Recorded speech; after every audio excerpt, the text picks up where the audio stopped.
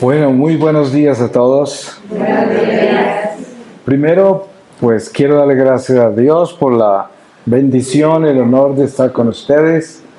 Conozco la fundación hace mucho tiempo, conozco a Janet también y algunos miembros de la fundación también, pues por intermedio de André y Laurita, que son miembros de mi comunidad y la suya, pues he conocido más detalles, ¿no?, de esta comunidad. Y de por sí, pues el ministerio que yo tengo, que es el mismo ministerio de ustedes, somos aquellos que llevan las buenas nuevas del Evangelio donde estamos. Todos estamos en la misma iglesia haciendo lo mismo. Pues me he siempre unido a defender la vida. Por eso, pues muy identificado con todo lo que sucede acá. Y muy alegre porque, pues, cuando estamos haciendo lo que Dios nos encomienda, pues estamos haciendo lo que Dios quiere que hagamos y esa es su voluntad. Y es el que hace la voluntad de Dios, pues está vivo, ¿no? No se puede tener vida sin hacer la voluntad de Dios. Y qué bueno que es estar reunido con gente viva, porque hay mucho muerto en vida en este mundo. Así de que qué lindo que podamos estar aquí celebrando la vida para que nos fortalezcamos más y llevemos vida a este mundo de muerte. Pues le doy muchas gracias a Janet por la invitación y por toda la presentación de esta obra. Y le voy a dedicar esta primera reflexión. Pues obviamente yo no preparo mis charlas y el Espíritu Santo se encargará. Por eso traje este niño que trae el Espíritu Santo en las manos. Y apenas empieza a hablar, lo va a soltar.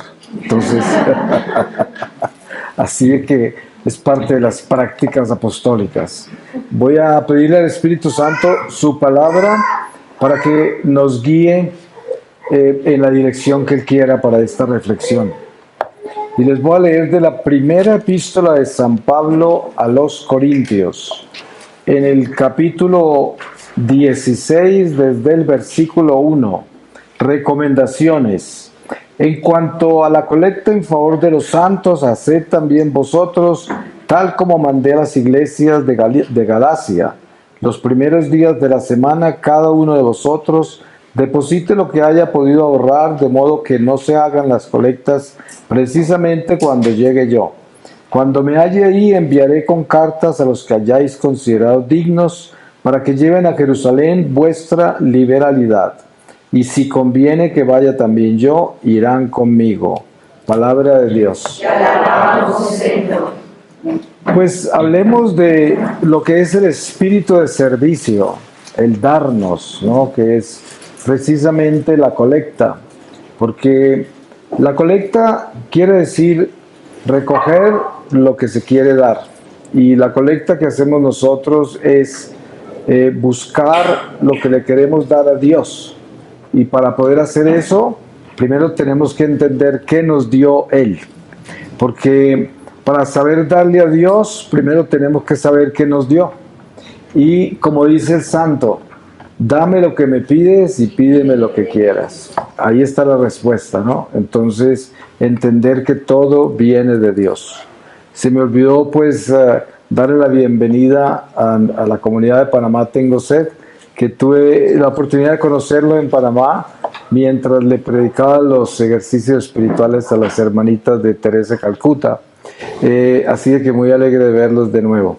El darnos es precisamente algo demasiado importante para establecer los cimientos de nuestro envío. El Señor nos envía, nos bautiza, nos da el Espíritu, nos transforma en personas sobrenaturales. Yo siempre pongo un ejemplo importante y es que cuando una persona trae agua para que el sacerdote la bendiga, viene con un agua natural.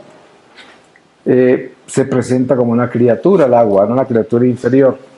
Y una vez que el sacerdote la bendice, es agua sobrenatural, hasta el punto de que quema los demonios. Si se esparce, lo que esté en el aire es quemado, lo que esté en el aire que no sea de la luz, porque cada gota de agua tiene el Espíritu Santo en plenitud. Ahora, se trae una persona, un ser humano, a la iglesia para ser bautizado. Entra como un ser racional, natural, nada más. Una vez que es bautizado, sale como un ser sobrenatural. Y eso somos nosotros, seres sobrenaturales. Si el agua, que es una criatura inferior, tiene el poder de quemar los espíritus que están en el aire, ¿se imaginan nosotros, que somos las criaturas favoritas de Dios, lo que haremos si estamos conscientes de qué es lo que tenemos para dar, de lo que Dios nos dio?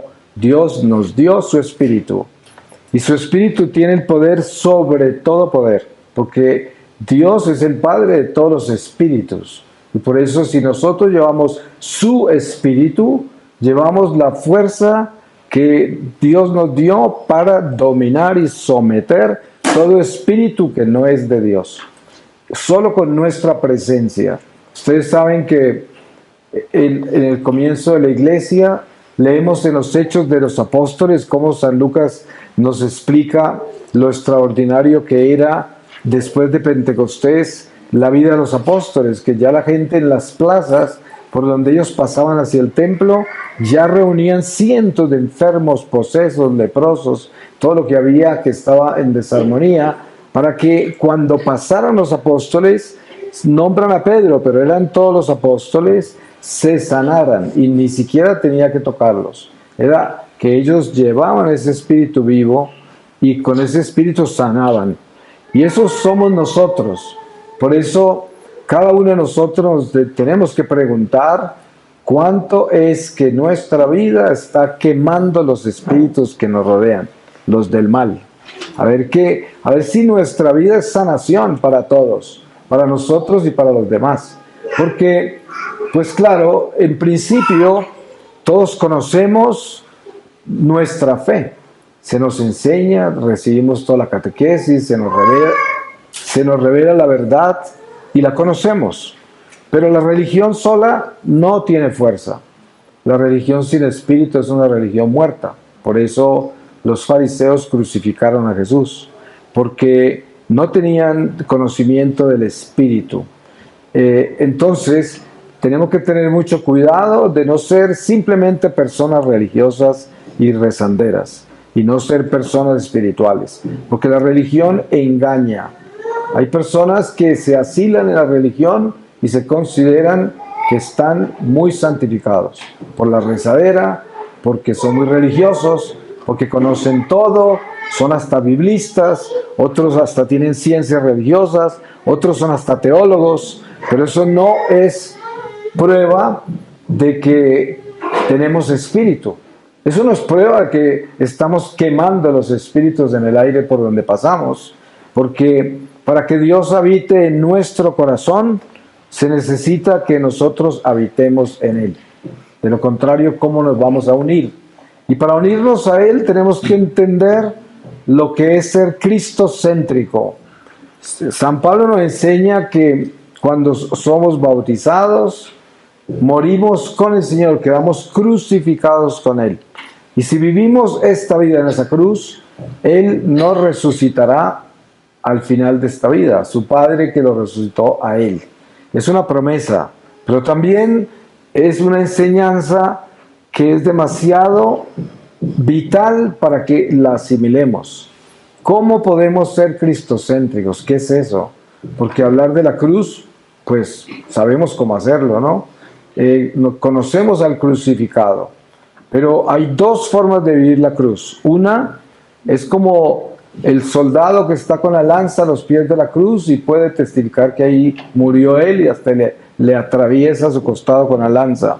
Ese es un testimonio, ¿no? El testigo del crucificado. Pero es que nosotros no somos llamados a ser testigos de la crucifixión. Nosotros somos llamados a ser crucificados con el Señor.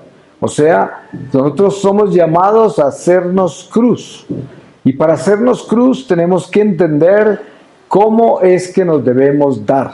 Porque ¿qué es lo que hizo Jesús en la cruz? Se dio a todos. Entregó todo.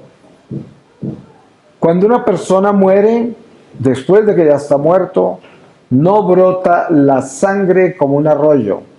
Cuando a él le atravesaron el corazón, brotó sangre y agua de su costado, porque él ya demostró desde ese momento que su sangre continúa viva, ¿no?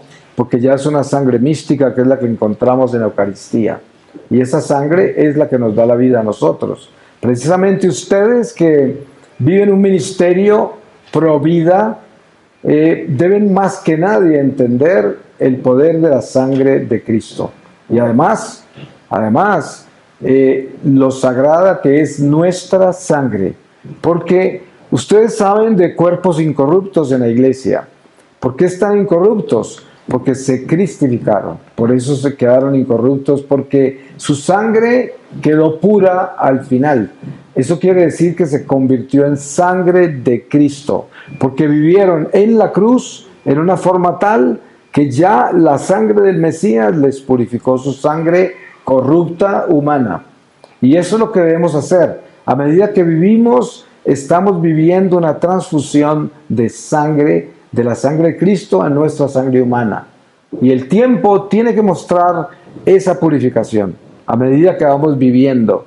Ustedes saben que cada que tenemos rabia, cada que tenemos sentimientos malos de alguna naturaleza, cada que pecamos, dañamos la sangre. La sangre es la que recibe toda la fuerza del pecado y toda la fuerza de la gracia. La sangre se purifica o se corrompe. Y por eso, dependiendo de cómo está mi sangre, así está mi espíritu.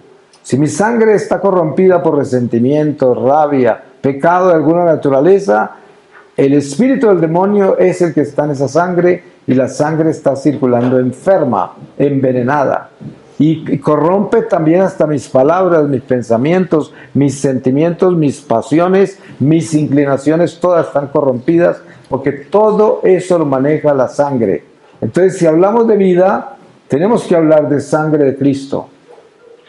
Si hablamos de muerte, tenemos que hablar de sangre humana que no está purificada. Esa es la muerte, ¿no? Por eso, cuando una persona quiere abortar, yo siempre he dicho sobre el aborto comienza prácticamente en la infancia, porque el aborto es precisamente el desamor, es matar el amor, así se comete un aborto. Pero para matar el amor tiene que haber empezado uno desde la infancia. Uno comienza a matar el amor con la desobediencia. Los niños que se acostumbran a desobedecer los padres y a ser rebeldes, ya están matando, ¿no? Están matando el amor. Y si crecen así, se acostumbran a matar. Matan las amistades, matan la reputación de la gente, matan todo lo que es vida, todo lo matan, ¿no? Le matan las oportunidades a otros, hacen muchas cosas que tienen que ver con la muerte, toda la vida. Y ya un día queda embarazada una mujer, ¿qué le va a costar matar el niño si ya ha matado toda la vida desde la infancia? Ya ha matado el amor, porque para que un niño sea abortado, primero tienen que matar el amor en el corazón. Es como el sicario para ir a asesinar a una persona, primero tiene que asesinarla adentro y no importarle después de que le dispare. Y eso es lo que hace el que aborta, tanto el hombre que participa en eso o los cómplices y la persona que lo lleva en el vientre. Es un acto de desamor y ese acto de desamor no nace simplemente en el embarazo, como mucha gente cree. Ay, pobrecita, se asustó con el embarazo, entonces ahora lo va a abortar. Nada que ver. Cuando una persona quiere abortar, ya está abortando desde pequeña. Está abortando el amor. El amor. Entonces, precisamente lo que tenemos que tomar como realidad en nuestra vida es que el desamor es algo que nace con la desobediencia. Y la noticia mala sobre esto es que por naturaleza del pecado original, todos venimos de la desobediencia. Entonces nuestra vida es, a través del bautismo, unirnos a ese espíritu que nos dio el Señor, crucificarnos con Jesús para nacer al amor y comenzar a someter la desobediencia en obediencia al Espíritu de Dios. Es una tarea muy grande que tenemos y que es de toda la vida hasta la tumba, porque todos los días despertamos a obedecer, a aprender cómo obedecer. Y todo lo que no obedezcamos en el día es un vacío de amor que muchas veces se convierte en purgatorio o es nuestra enmienda, lo que tenemos que reparar durante el curso de nuestra vida. Por eso, este caminar con Dios hacia el espíritu de servicio, que es el espíritu incondicional de yo darme para servir sin interés. Porque yo puedo estar en esta fundación como el gran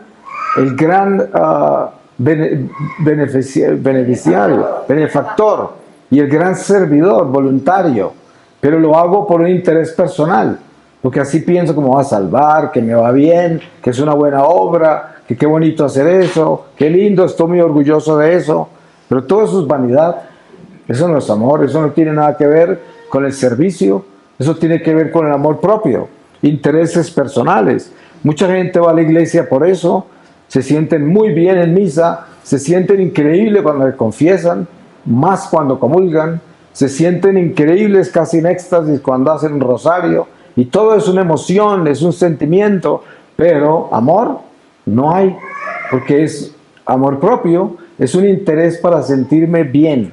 Por eso digo, la religión nos puede engañar, pero mucho, y el diablo es muy religioso, sí.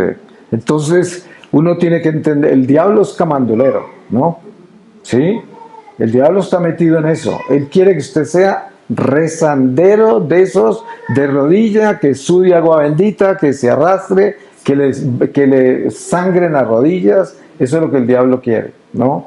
Y no es que sea malo eso, porque hay mucho de eso que es sincero y es santo, ¿sí? No podemos malinterpretar este sermón. Hay mucho de eso que es santo y que es auténtico, pero la gran mayoría de eso no es santo ni auténtico, es simplemente religiosidad que no tiene espíritu, ¿sí? Porque el espíritu de servicio, que es el darnos a la humanidad, darnos a la iglesia, darnos a Cristo, es un espíritu que no es extraordinario, no es sensacional. Es un espíritu pequeño, humilde, silencioso. No tiene el gran sermón, sino que tiene la acción pura. Yo soy así y la gente aprende de ver lo que yo soy, no de lo que digo. Por eso hay muchos sermones bonitos, pero qué peligrosos que son. Porque precisamente esos antitestimonios que hay, la pérdida de fe de millones de personas. Yo puedo pararme aquí a hablarles a ustedes de la gran pureza y de la gran obediencia y del gran conocimiento, y qué tal que yo esté viviendo lo contrario, que mi corazón esté inclinado a hacer todo lo contrario a lo que predico. Eso se siente y se ve. La gente no sabe qué es lo que está mirando en esa persona que no le acomoda completamente, y es simplemente que esa persona, por muy estructurada que sea, no está diciendo la verdad de sí mismo. Está predicando cosas que son buenas, pero de sí mismo no está hablando. Y hay una incoherencia ahí que es peligrosa, porque entonces esa verdad no fluye hacia un convencimiento y un cambio del corazón de los que escuchan, que es para quien vino el sermón. Porque se trata de que cada que nosotros nos atrevamos a pararnos acá y hablarle a la gente, se trata de que las palabras que salen de mi corazón tengan coherencia con lo que yo hago y en la forma en que camino, ¿no? Tiene que tener coherencia. Ahora, todos nosotros tenemos carencias, tenemos debilidades, tenemos flaquezas, tenemos tendencias malas, porque somos pecadores. Y la lucha de cada uno de nosotros es una lucha ardiente hasta el final. Pero una cosa es conocer nuestra miseria y todas las carencias que tenemos, y otra es ser esclavo de esas miserias, ¿no? Esa es una cosa muy diferente. Porque yo me puedo levantar hoy con ganas de robar, pero eso no quiere decir que soy ladrón hasta que no robe. Entonces, mi tendencia y mi intención no me hacen ladrón, pero si yo robo, sí me hago ladrón. Entonces, hay que estar conscientes de la miseria que hay en nosotros, pero muy vigilantes para que esa miseria no actúe. Y ahí es donde está. Es como cuando hablamos del homosexualismo. Siempre se dice, mira, yo no denuncio al homosexual, porque es una criatura como yo, y como el adúltero, como el impuro, igual, pero denuncio el homosexualismo, que es Satanás, un pecado grave de impureza. Muy sencillo. Entonces se denuncia el pecado, mas no el pecador. Y hay que tener conciencia de eso, porque se trata de que nosotros siempre estemos atentos a denunciar al diablo, pero nunca al pecador, porque eso es lo que quiere el diablo. El diablo se entra en el pecador para que yo vea al pecador como si fuera pecado. Y así lo desprecio, lo acuso, lo juzgo, y lo que estoy haciendo es el trabajo del diablo, porque eso es lo que él quería. Y cuando yo veo el pecado en el hermano, en mi corazón, en silencio digo, Satanás, déjalo libre, vete de ahí, en el nombre del Señor, en silencio, en mi corazón. Esa es la oración, pero no me voy a decir, tú eres un malvado, ¿cómo te atreves a hacer así? Porque precisamente la imprudencia, la falta de amor en la exhortación es una mala seña. Porque aquellos que descargan el libro de la ley contra los demás no la están cumpliendo, no la están cumpliendo. Para yo exhortar, tengo que estar 100% seguro, primero, de que exhorto con caridad, y segundo, que estoy cumpliendo con la virtud que estoy denunciando en el pecado del otro, ¿no? Entonces, si no es así, que no abra la boca, porque eso queda contra mí ante el tribunal del Señor. Me voy condenando yo solo, porque no hay nada más peligroso que abrir la boca en el nombre de Dios a exhortar cuando yo no estoy cumpliendo con lo que exhorto, ¿no? Gravísimo, porque eso va contra mí. Eso queda anotado en el libro de la vida y es gravísimo, porque el Señor nos juzga a nosotros con más severidad, porque es a quienes más se les ha dado. Sí, cuando entendemos qué es el espíritu de servicio, yo siempre pongo el ejemplo de una madre buena que es la primera que se levanta, la última que se acuesta, todo el día sirve con alegría. Muchas veces la gente ni se da cuenta que está enferma o que le duele nada porque no se queja. Y cuando se muere, se abre la ventanilla de ataúd y tiene una sonrisa. Hasta su cadáver quedó sonriente, ¿no? Porque se dio toda la vida sin interés. Nadie nunca la decepcionó. ¿Por qué no se decepciona una persona que tiene espíritu de servicio? Porque nunca lo hizo por interés. ¿A quién decepcionan? Al que da por interés. Usted está decepcionado de alguien porque no le dio lo que usted esperaba. ¿Sí? Por eso. Porque ¿cuánta gente hay que viene y sale de nuestra vida, ¿no? Entra y sale. Y si las personas que salen nos dejan una decepción, es porque frustraron las expectativas que teníamos de ellas. Por lo tanto, nuestra amistad no fue una amistad incondicional. Fue una amistad con interés de quiéreme, apóyame, nunca me vas a dejar. Todo esto es una amistad con interés. Pero si yo estoy abierto a la vida, como estamos hablando acá, especialmente en esta fundación, la vida, yo estoy abierto a darme sin interés. Sin ningún interés. Así de que ¿quién me puede decepcionar? Nadie me puede decepcionar, porque yo no estaba esperando nada de pago de lo que yo doy. Hay veces que hay crisis matrimoniales, entonces llega la esposa con una lista de quejas y luego el esposo también. Yo siempre les digo, mire esa lista que tiene ahí de quejas. Dice, esa lista es el mal que usted tiene, porque todo eso es lo que usted dio por interés, y si no, no se acordaría que lo dio. Porque cuando uno da de verdad, ni se acuerda lo que dio. Pero cuando saca la lista y dice, es que yo siempre, es que yo, y es que yo, y es que yo, claro, cada vez que dice eso, es cada vez que no amó. Porque cuando uno ama, no es que yo amé al otro, y por lo tanto no soy yo. Es el amor que actúa en mí y por lo tanto yo desaparezco. Pero si yo tengo anotado lo que doy es porque fui yo, y yo, y yo, nada más que yo. Y ese yo está ofendido y por eso hay crisis en el matrimonio. Obviamente que hay matrimonios espantosos de abuso físico, de quién sabe cuántas cosas. Y ustedes saben a qué me estoy refiriendo yo cuando hablo así. Pero de todas maneras, lo importante es que todo lo que hacemos en nombre de Dios, que son todos estos ministerios en los que todos estamos envueltos aquí, en este momento todos tenemos un ministerio en el nombre de Dios. Qué importante, qué bonito y todo. Pero cuando estos ministerios se convierten, primero, obviamente que todo lo que hacemos es parte de nuestra supervivencia, ¿cierto? Porque todo esto tiene que ver. Pero al mismo tiempo, uno tiene que asegurarse que estas cosas que hace en nombre de Dios, las hace sin interés. Sin ningún interés. Es de la única manera. Yo llevo 23 años de misionero. En los 23 años que tengo, nunca me ha faltado nada. Nunca. En ningún momento. Y yo nunca a nadie le he cobrado nada. Nunca vivo pidiéndole plata a la gente. No tengo anuncios. No he monetizado mis páginas de internet. Nada. Y no es que me las esté dando aquí de mago, ¿no? Sino que estoy hablando de que cuando uno hace las cosas con amor y con fe, no tiene que convertirse en un limosnero, ¿no? Y tratar de explotar lo que uno hace para sostenerse y para hacer vida de esto, sino que si es que está en Dios y estas cosas son de Dios, entonces, ¿quién lo sostiene a usted? A usted lo sostiene Dios, y si no, Dios no está en su ministerio. Obviamente que hay profesiones, si soy dentista, yo tengo que cobrar por los dientes que remiendo, ¿no? Y igual si soy médico y todo. Pero hay ministerios en la iglesia, como el mío, que tienen una naturaleza diferente.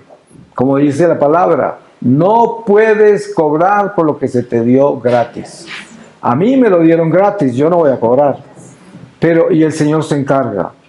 Pero todo tiene su naturaleza propia, cada uno con su profesión, con su vocación y la administración que debe tener de eso meticulosa, honesta, sincera, estricta, pero santa. O sea, con la absoluta caridad.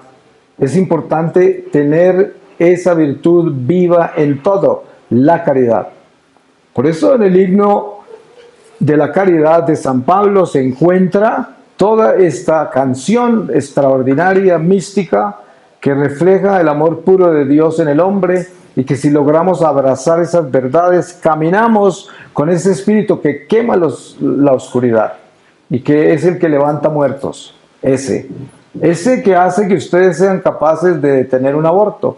Es el espíritu de la vida que llega y dice, vamos a salvar a este niño. Y viene ese espíritu a convencer lo imposible. Aquella que llegó resuelta a abortar, pero el espíritu de la vida se la tomó. Porque ustedes se convirtieron en un vehículo para eso, porque se abrieron a la vida y esa vida le llegó a aquel que tenía la muerte. Entonces, y eso es lo que debemos hacer en todo lo que hacemos, porque ese es el verdadero espíritu de vida de Dios. Le llevamos la vida a la gente. ¿Cuánta gente hay por ahí totalmente deprimida, desconsolada, desesperada, angustiada? Yo recibo gente todos los días por donde paso en el mundo así, que vienen a mis charlas, los retiros y después hablo con ellos, están destruidos. Pero siempre, la mayoría de las veces, es el amor propio. Con la excepción de condiciones mentales, de abusos y cosas que son por encima de la naturaleza del flujo normal.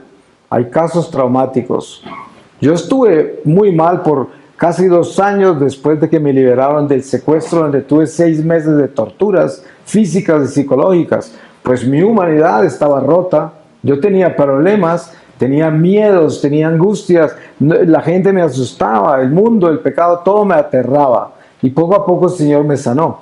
Entonces yo entiendo que en un momento dado uno puede estar roto, golpeado, confundido, pero al mismo tiempo viene lo que es el espíritu de vida, que es cuando somos fieles a Dios y tenemos la capacidad de abrazar a una persona y transmitirle ese espíritu y consolarla y que reciba la armonía del amor que llevamos nosotros. Porque a veces es solamente un abrazo, Yo hace poquito acabo de llegar de Bolivia de un retiro y les estaba dando un ejemplo. En una oportunidad en California, una madre trajo un hijo que estaba hecho un desastre, ¿no? Y era muy joven, muchacho muy joven. Y lo hicieron venir con algún tipo de negocio. Ustedes saben que a los adolescentes se les ofrece que le dan tal cosa si viene a hacer tal cosa. Y vino en medio de un trato de esos, ¿no? Entonces se sentó ahí dándome la espalda a mí y la madre estaba a este lado. Y entonces yo lo miro a él y él me mira a mí y de pronto dice, ¿y? Y lo único que le pude contestar yo fue, ¿y? Y fue increíble porque eso nos unió. Entonces de pronto él comenzó a hablar. Y es que mi mamá, y es que mi papá, y es que la iglesia, y es que el cura, y se desahogó. Bueno, entonces en medio de todo eso, yo me paré y fui y lo abracé por detrás, así.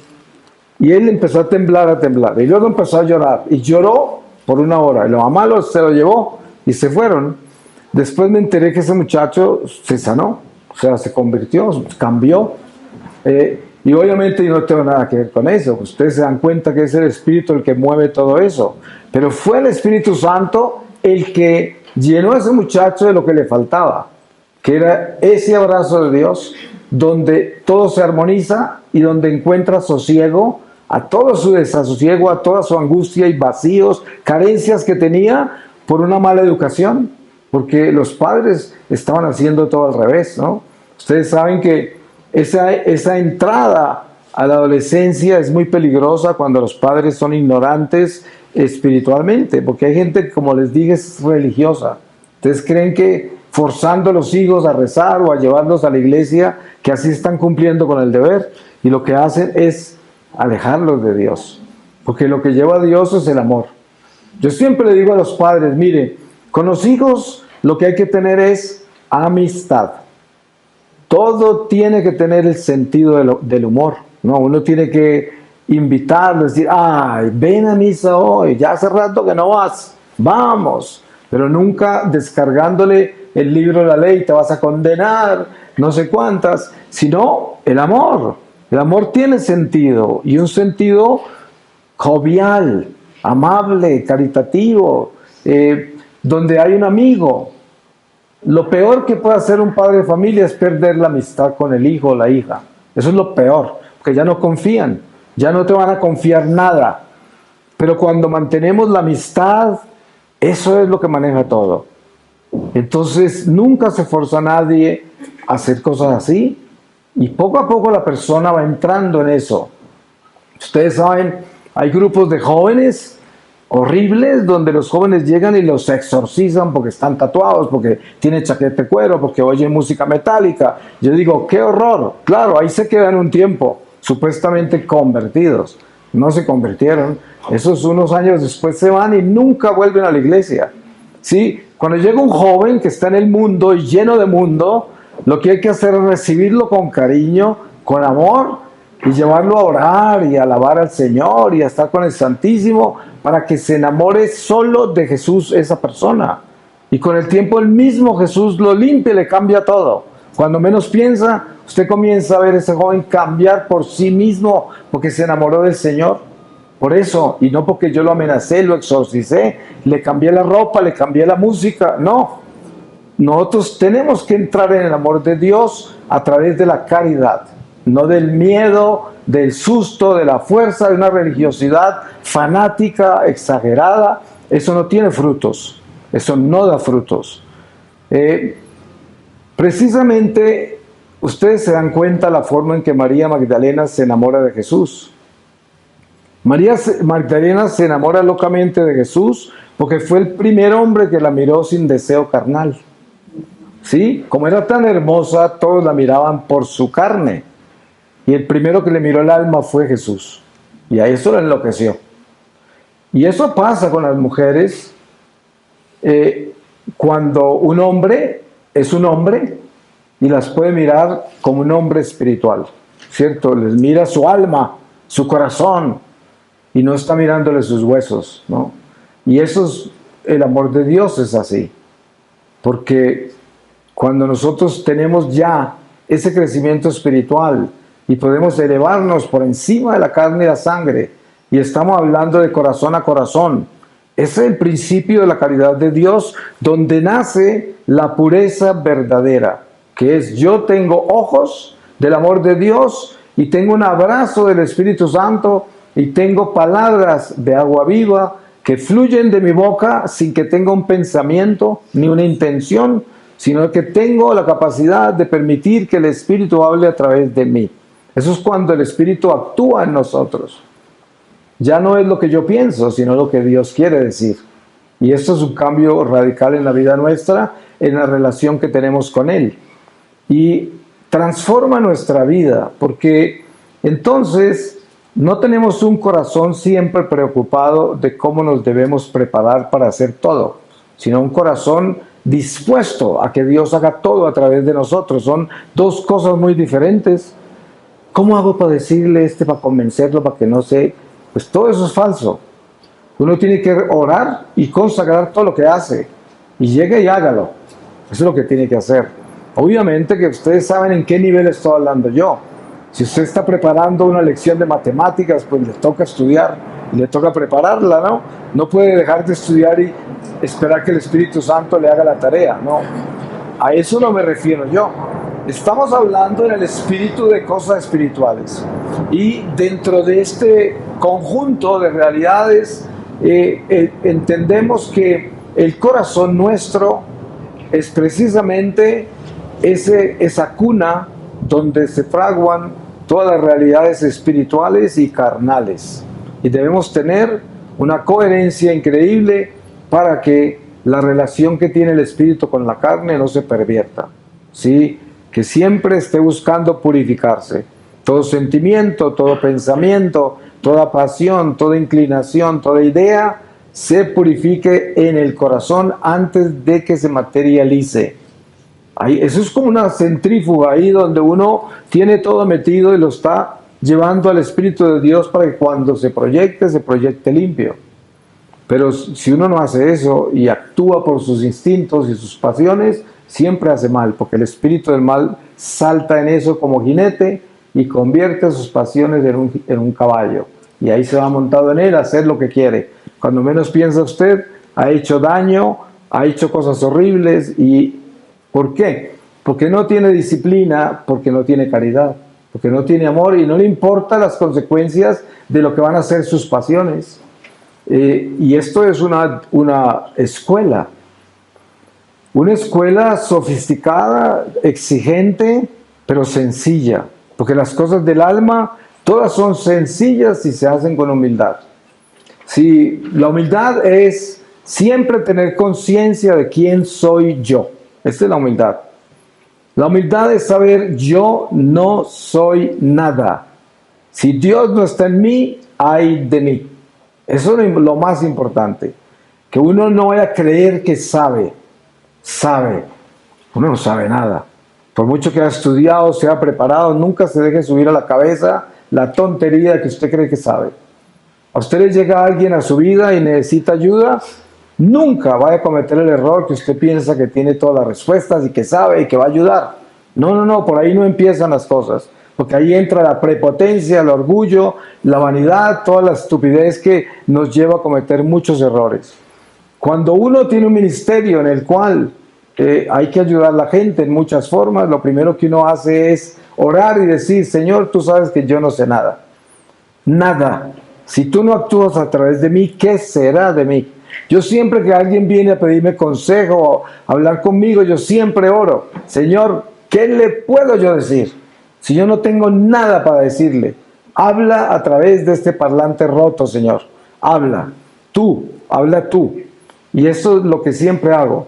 Porque en el momento que yo crea que tengo algo para decir de mí, que yo lo sé, que yo lo aprendí, que yo lo estudié, muerto. Ahí no hay amor, no hay nada, se acabó. Y eso no sana, tal vez confunde, o tal vez le da una ilusión falsa al otro, y uno piensa que el otro se sanó, se ayudó. No, es como al joven que exorcizaron cuando llegó tatuado. Claro, por susto, se unió a Dios, pero porque está asustado. ¿sí? No porque tenga amor a Dios. Esas son dos cosas diferentes. Entonces, uno tiene que entrar en la realidad de que el Espíritu Santo es el que mueve las cosas y que uno no mueve nada, nada. Por mucho conocimiento que tiene, sácale la cartilla muerta, una cartilla muerta, llena de historias y de cosas. Eso no cambia los corazones. De pronto los asusta, pero no los cambia. Pero lo que sí cambia es el corazón sincero, cuando uno dice: Señor, ven conmigo, vamos a trabajar, mira lo que me trajiste, esta persona, y yo no tengo nada para darle, a lo mejor hasta estoy peor que esa persona, pero tú, para ti no hay nada imposible, por eso úsame, ven Señor. Y esto siempre debe ser nuestra oración, para que haya un espíritu de servicio en Dios en todo momento. Y eso se aplica en la amistad, eso se aplica en nuestra relación con nuestros padres, con nuestros hermanos, con la gente que convivimos, toda la gente que Dios coloca en nuestro camino. Yo en algunos ejercicios espirituales, hablando del amor al prójimo, le digo a la gente: estén muy atentos de los extraños, la gente que cruza nuestro camino. La mayoría de la gente hoy vive en metrópolis como esta, ¿no? Entre masas de gente.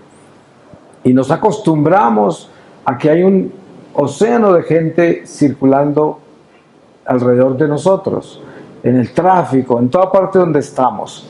Y se convierten como en peces que nadan por ahí. Ya no son ni seres humanos, hasta el punto que muchas veces uno ve a la gente insultándose por la calle por cualquier tontería, porque no les importa, porque no hay cariño de unos por otros, porque son como peces que pasan por ahí. Pero entonces, precisamente, el desafío más grande nuestro para ser cristocéntricos, para vivir en ese amor de Dios, es nunca cometer el error de ignorar toda esa masa de extraños que cruzan nuestra vida. Nunca haga eso. ¿Por qué? Pues esto se llama purgatorio. Si usted no soluciona eso en vida, lo tiene que solucionar en el purgatorio. Muy sencillo. ¿Por qué?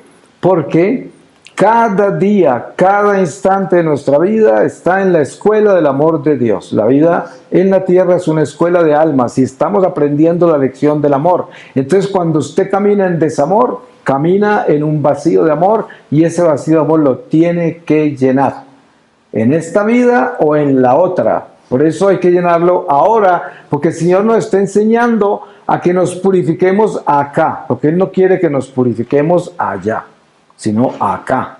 Y son advertencias claras. Entonces, nunca ignore a nadie, ni siquiera el perro callejero.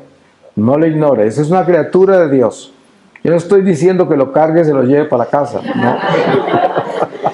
Sino que no lo ignore. No ignore a las criaturas, a nadie. Téngalas en su corazón, mantenga la vida en el corazón. Estamos hablando de la vida, esa es la vida. ¿Dónde está la vida? Todos esos extraños que pasan por ahí tienen alma, todos. Hasta el perro tiene alma, no tiene espíritu, pero tiene alma. No tiene razón tampoco, pero tiene alma. Porque todo lo que anima se llama alma. Y un perro está animado, tiene vida. Por eso uno tiene que entender que toda criatura de Dios tiene que ser amada por el amor de Dios. Como decía, no todas nos las podemos llevar para la casa, pero sí las podemos amar a todas, ¿no? O sea, todos esos extraños, uno tiene que decir: Señor, estos son tus hijos. Así estén tirando piedra, así hagan lo que hagan, son los hijos de Dios. Dios los creó. Y Dios no los creó para que se condenaran. Dios los creó para que se salvaran. Es porque Dios hace todo bueno. Todo lo hace bueno. Y por eso nosotros, si vamos a estar con Dios, tenemos que hacer todo bueno. San Pablo dice: la voluntad de Dios es nuestra santificación. Esta es la voluntad de Dios. Ustedes han visto cuánta gente hay por ahí en miles de talleres de la voluntad. Y libros así de grandes. Y colecciones aprendiendo sobre la voluntad de Dios. Y yo digo, ¿será que no leen las Escrituras? El Evangelio es muy claro y la palabra de Dios es muy clara. La voluntad de Dios es nuestra santificación. Para eso usted no necesita un taller. Y hay gente que incluso dice, ¿cómo se hace uno santo? Pues uno se hace santo siendo bueno. ¿Y cómo se es bueno? Siendo bueno. Sí. Todo ser humano conoce el bien y el mal. Está tatuado en nuestro corazón. Hasta el indígena más salvaje sabe cuando hace el mal y hace el bien. Lo sabe. Está infuso acá, está tatuado en el corazón. Y entonces, para ser santo, uno no tiene que estudiar. Para ser santo tiene que tener la intención de serlo. Eso no lo enseña nadie en el colegio. Eso está en el corazón. Yo me santifico en mis acciones buenas. Ahí me santifico. Y me corrompo en mis acciones malas. Tan sencillo como eso. Entonces, mi vida, ¿cómo está? ¿Está muy corrompida en mis acciones malas o está muy purificada en mis acciones buenas? Ese es el estado de mi alma. Entonces, hay que trabajar con mucho cuidado y asegurarme que constantemente me estoy moviendo hacia el bien en todo. Y que cuando me mueva hacia el mal, me tenga que arrepentir. Inmediatamente. Por eso tenemos esa gracia de la confesión. Y por eso tenemos la gracia de la contrición, el arrepentimiento sincero. Cuando yo digo, Señor, ¿por qué hice eso? ¿Por qué dije eso? Eso no lo debí hacer. No lo debí pensar. No lo debí sentir. No debí actuar sobre eso, perdón. Y estar consciente todo el tiempo de esto. Eso nos mantiene en el bien. Eso nos mantiene hacia el bien. Eso nos santifica. Ese es un camino de santificación. Y hay que hacer eso porque no hay tiempo que perder. Nuestros días son contados, son muy cortos. La vida en un instante se acaba. La gran sorpresa de que hoy estoy con Lucy y por la tarde me llaman a decirme que se murió, ¿no? Y esa es la vida nuestra. Estamos aquí ahora y por la tarde los llaman a decirle que me morí yo a las 3, ¿no? Eso pasa y de eso tenemos que estar conscientes, porque así es. Hoy estamos acá y mañana desaparecemos. Y si no tenemos eso claro, nunca nos vamos a preparar. Porque el diablo quiere que nos acomodemos en esta mortalidad. Y que pensemos que somos inmortales ya. Cuando no lo somos. Estamos en preparación para la inmortalidad. No hemos llegado. Y para llegar allá, tenemos que superar la mortalidad. Eso es, llegar a la transformación. Llegar a la resurrección. Y mire todo lo que Jesús vivió para llegar a la muerte. Eso es lo que tenemos que aprender. Entonces, voy a pedirle al Señor su palabra para sellar todo lo que aquí hablamos.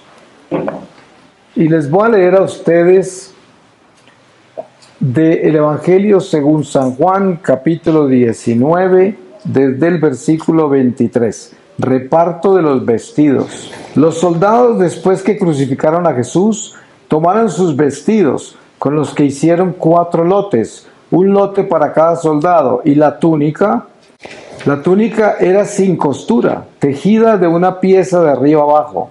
Por eso se dijeron, no la rompamos, sino echemos a suertes a ver a quién le toca, para que se cumpliera la escritura. Se han repartido mis vestidos, han echado a suertes mi túnica.